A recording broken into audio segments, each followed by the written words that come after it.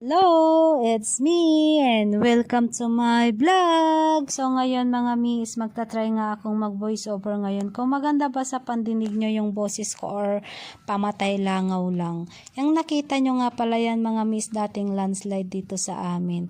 So ngayon mga mi is pupunta nga pala kami upang maggapas ng damo. Nauna na nga pala kami dyan mga mi ng partner ko kasi yung mga ate ko is tulog pa. Medyo maganda-ganda nga yung panahon mga mi kasi makulimlim at may konting ambon-ambon. Kaya sana aga-onoran mga mi. Kaya tara mga mi. Iba nyo yaman palat mga mi.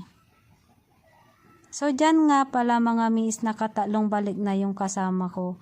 Kasi para daw hindi na ako magbuhat mga mi. Kasama ko na nga pala dyan mga mi mais yung mga ate ko. Naghahapuran na nga rin kami mga mi kasi medyo hapon na tapos madilim na.